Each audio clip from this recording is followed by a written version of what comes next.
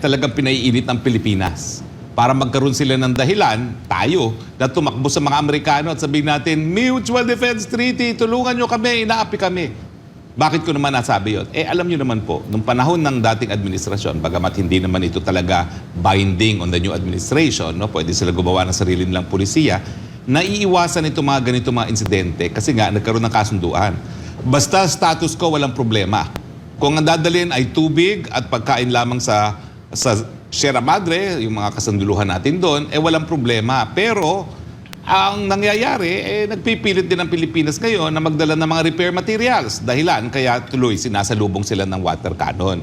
Ang tingin ko, talagang intensyon ng Pilipinas na talagang galitin ng China nang sa ganon, magkaroon ng mas marami pang ganitong mga insidente at makakatakbo tayo sa Amerika under the Mutual Defense Treaty para labanan ng China. Pero ang aking teorya, mabibigo tayo.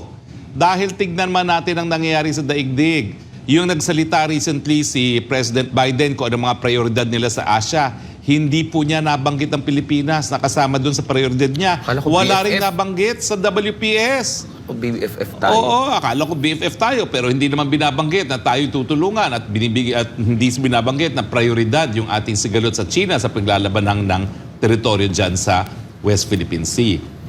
So yan ang aking teorya. Talagang pinaiinit natin para makisali sa gulong mga Amerikano. Ang mga Amerikano naman, dahil meron na silang dalawang gera na sinusuportahan dyan sa Ukraine at sa gitnang silangan, ayaw nila ng pangatlo. Kaya mabibigo na naman tayo. Mauulit muli ang ating kasaysayan na umaasa tayo sa ating mga big brothers na mga Amerikano para sa saksaluluhan tayo laban sa China na wala namang mangyayari dahil hindi naman sila magre-responde, no, sa ilalim ng Mutual Defense Treaty. Ulitin ko lang po, sa Amerika kasi may saligang batas sila na sinusunod. Hindi gaya dito sa Pilipinos na binabaliwala ang saligang batas. No? At doon po sa Amerika, ang ginagawa nila ay bago sila pwedeng pumasok sa isang gera, kinakailangan ng congressional authority. At sa tingin ko po, dahil ang Amerika at China ay pinakamalaking merkado at pinakamalaking pinagkakautangan ng isa't isa, malabo po na makapaggera ang mga Amerikano sa mga Chino dahil lang sa Pilipinas, sa mga bato-batong pinag-aagawan at saka isang bulok na barko. Alam niyo po, kung titingnan ninyo, hindi ko maintindihan bakit may barko tayo sa Pilipinas. Okay? Dahil ang exclusive economic zone po, yan ay karapatan na mangalap at makinabang sa tanging yaman. So anong kinalaman doon ng naval boat na kinumission pa natin, magabat hindi na umaandar, commission naval boat pa. So talagang hindi ko maintindihan kung anong intention talaga natin. Siguro, yun ay para magkaroon tayo ng base sa ating EEZ. Pero wala naman po nakasaad sa UNCLOS na tayo may karapatan magkaroon ng base para sa ating UNCLOS. At saka yung base na yun naman, ako naman bulok na barko yan.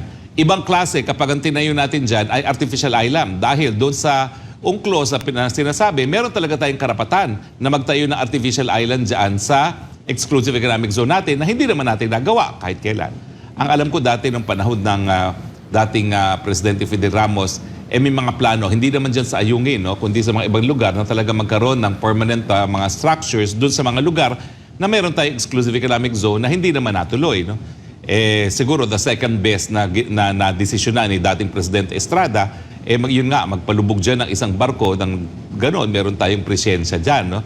Pero beyond that, ang karapatan po natin sa EEZ ay mangalap po ng tanging yaman. Okay? At ewan ko lang kung talagang ginagamit natin ang Sierra Madre para mangalap ng tanging yaman, yung economic right na sinasabi under sovereign rights. No? Pero sa tingin ko, hindi.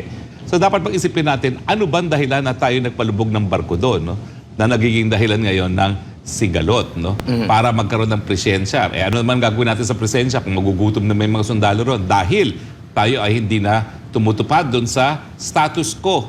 Ang gusto natin kapayapaan, kaya dapat magdesisyon tayo. Talaga bang gusto natin galitin ng todo ang China o talaga bang gusto natin makipagbalik doon sa sitwasyon na kahit papano tinuturing natin at isa't isa na bilang mga kaibigan. Pero again, sa kasaysayan, wag natin kakalimutan ng kasaysayan. Wala po tayong naging hidwaan sa panig ng China at ng Pilipinas na nagdahilan para tayo gumamit ng dahas. Wala po. 3 beses sa ating kasaysayan. Actually, hindi lang 3 beses. No? Technically, mas marami pa. Kasi alam nyo ba, na ang mga Ingles, nasakop din tayo ng ilang taon. No? At ang presensya nila ay nandyan sa Pasig. At saka yung mga Dutch, nasakop din tayo ng ilang buwan at ilang parte ng Maynila. No? So tayo nagkaroon na ng hidwaan sa parte ng Espanyol, ng Ingles, ng mga Dutch, mga Hollander, at saka mga Amerikano at Hapon, pero never naman tayo nagkaroon ng laban sa Chino. No? So babalik-balikan po natin ang ating kasaysayan. At bakit tayo hindi nagkaroon ng sigalot sa China? Dahil alam natin na bilang kapitbahay, dapat nakikisama sa isa't isa, at ang ating kasaysayan bilang magkakarating bansa ay tayo po'y nangangalakal at namumuhunan sa isa't isang teritoryo.